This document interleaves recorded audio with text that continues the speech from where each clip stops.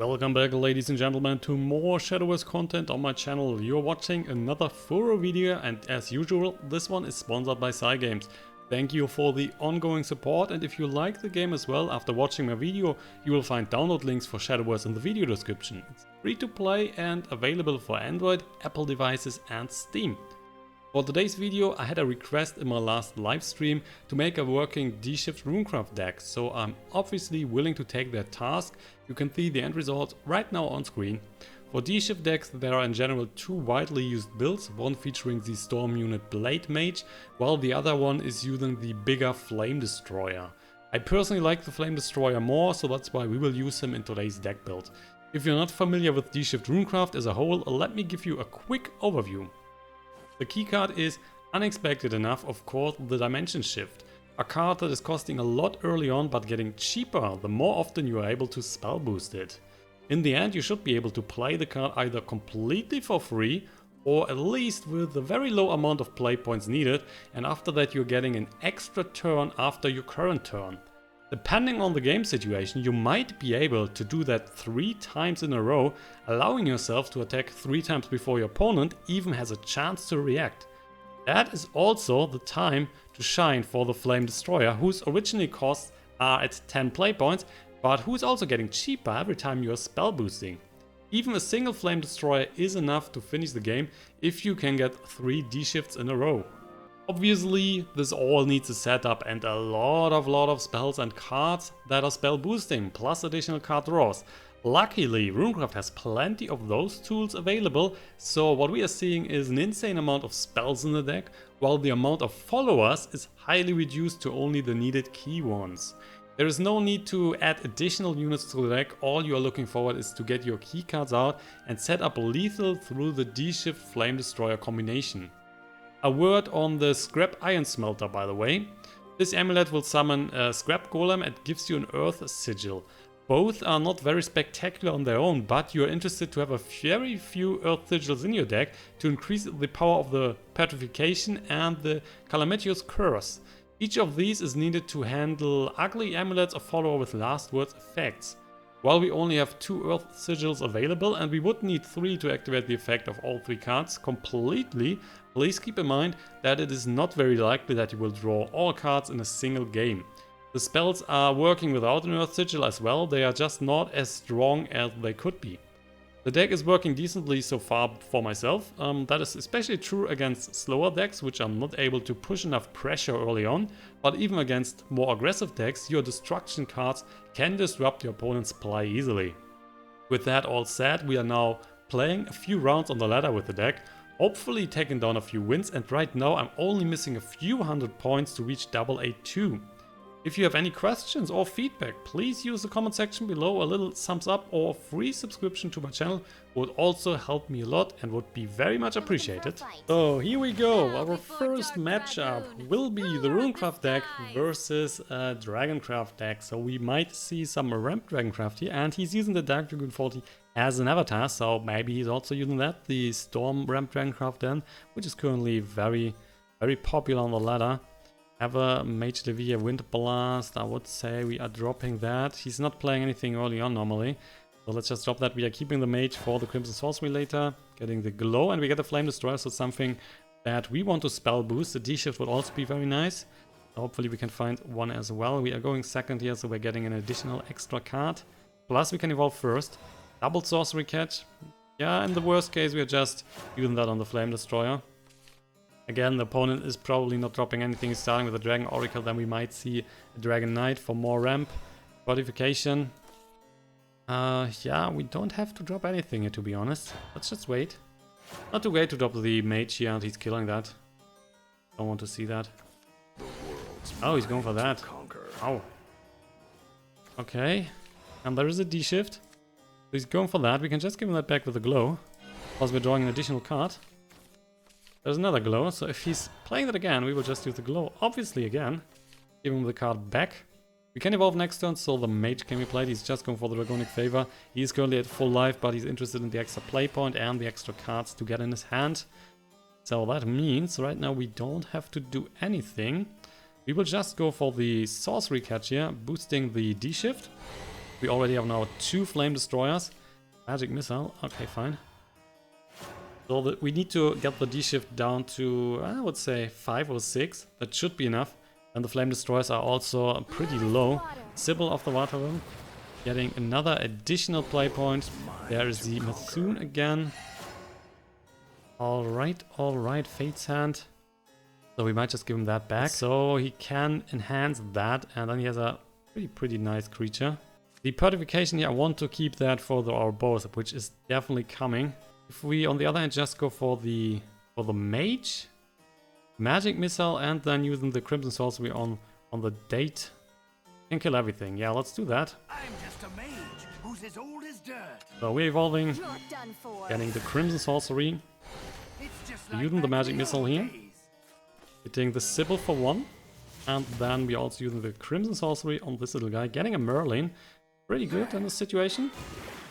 So allows us, if we use that next turn, to attack, spell boosting our card in the hand. That's a nice legendary here. So when you apply that as a fanfare effect, you get a card with spell boost into your hand. When you evolve, you get another card with spell boost into your hand. And when the Merlin is attacking, you are always spell boosting all the cards in your hand. Xahakeel is coming. What is he dropping? The Zeus for 5 on the face and just another data. Ooh, someone likes that. So he has a Zeus. We are probably just dropping the Merlin and with the Glow giving him that back. Sounds about right. So let's give him the data back. Inside. Cannot really play the inside. Problem is a bit, if we drop the Merlin, we are getting 2 cards here, which is a bit too much, to be honest. Still dropping that, I guess. Yeah, let's do that. So we're now getting 1 spell boost card, which is a Fate's Hand. Okay, we will attack here, killing his unit. And the next spell boost card we are getting is unfortunately just dropping because we have too many cards in the hand. And it's the D-Shift.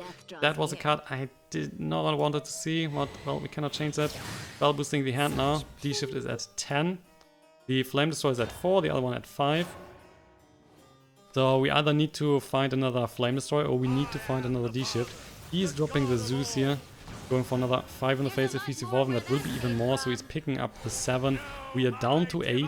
And on the other hand means if he's just dropping... let's see, if he's going for the Genesis Dragon next turn, he's winning the game. That isn't too much. We will just go for the inside here.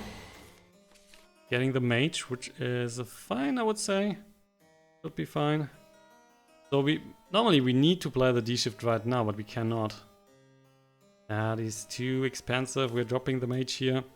We're going for the Fate's Hand, which is for free. Getting that side, we're getting the Scrap Iron Smelter. So let's drop that. Then we can play the Petrification here. Getting rid of the Zeus here. Plus we have a ward on the board. So he cannot just kill us if he's dropping the Genesis Dragon, which is very good. So are we just... D-Shift is at 7 right now.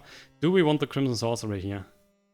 I would say yes, because he's at 20 currently. If we get this Crimson Sorcery, we can push that in the face.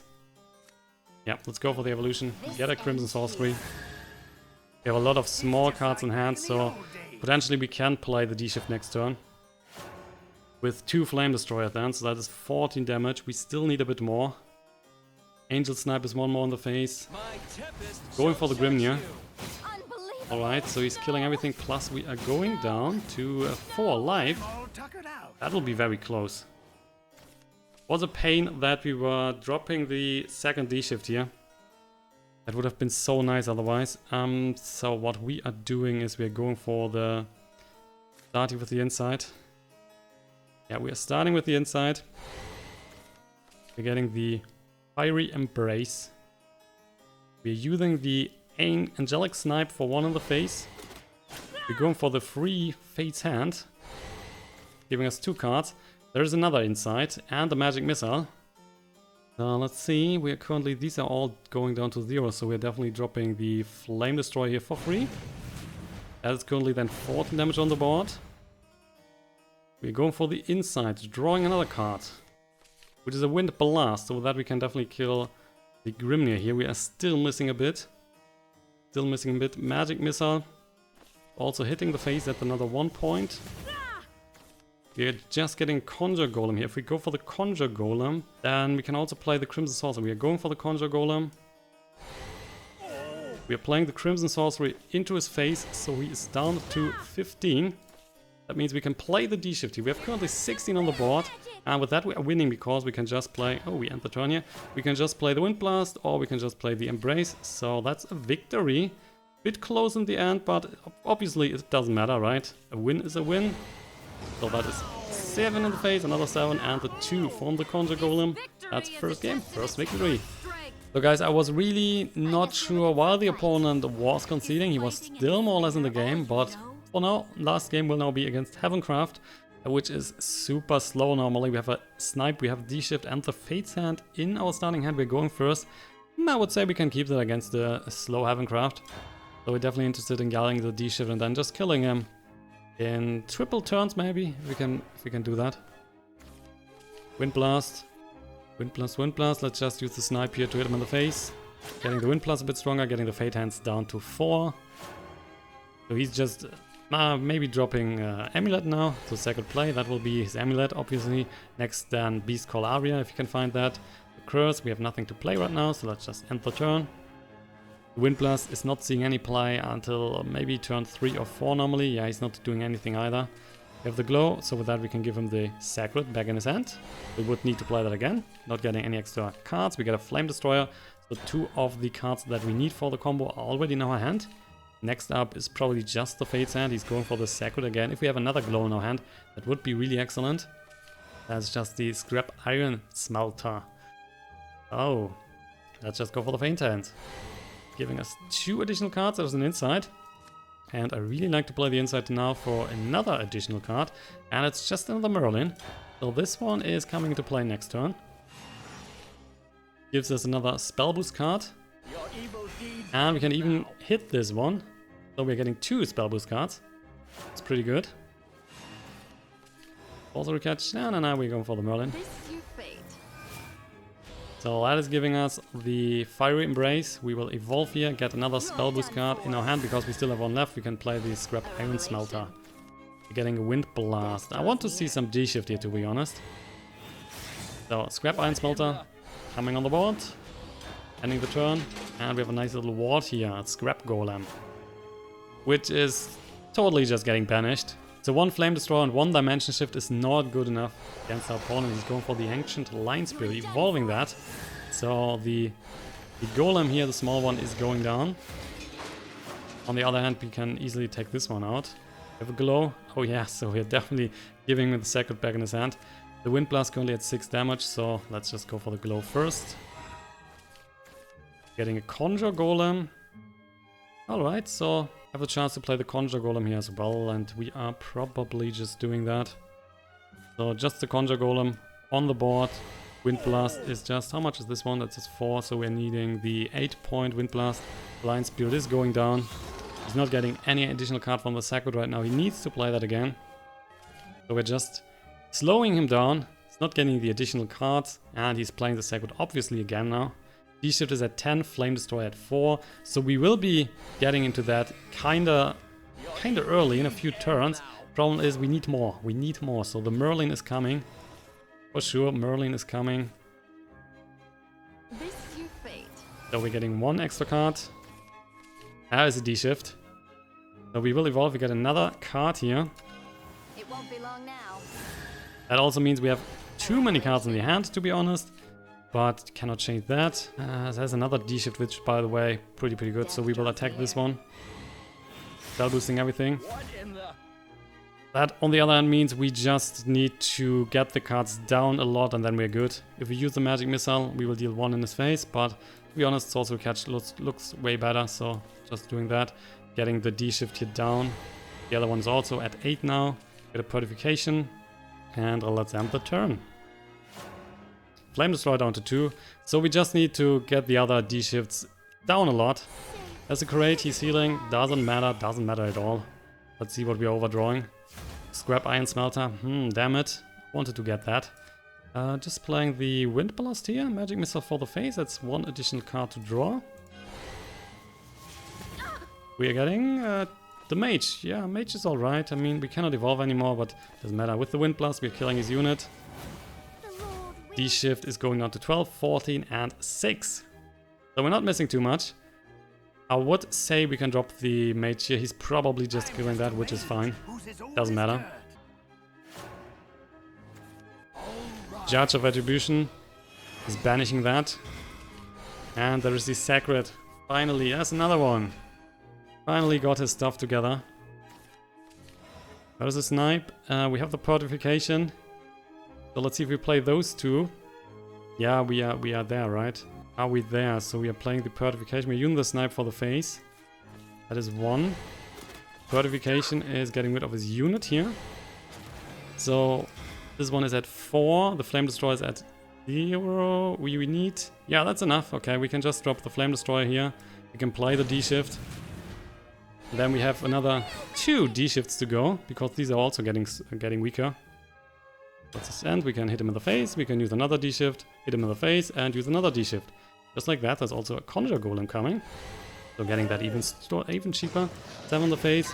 D-Shift is coming. We're getting an additional turn. Ending the turn, we're pushing another 9 in the face. And the next D-Shift is also coming. And there's also another Flame Destroyer. Pretty nice. Just go for the face. And with that, we have triple D-Shift and winning the game. With no chance for our opponent. So that was nice, doing it in the end, and I hope you all have enjoyed it. If you have, don't forget to hit the like and follow button. I'm out now, guys. See you then. Bye bye.